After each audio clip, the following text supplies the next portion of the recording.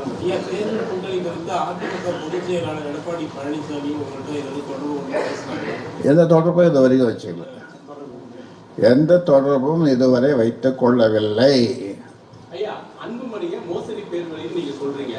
ரொம்ப ரொம்ப மோசடிய பேர் வழி. எடப்பாடி பழனிசாமி வந்து அவர் அழைத்து பாமக தலைவர் என்று அவர் கூறியிருக்காங்க. இதை நீங்க எப்படி பாக்குறீங்க? எடப்பாடி என்ன சொல்றீங்க?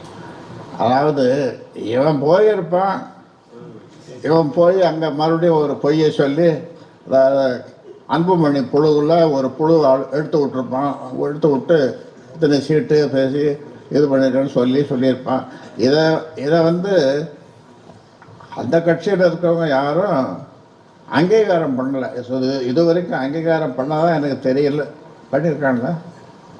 இல்லை, அங்கீகாரம் பண்ணியிருக்காங்களா?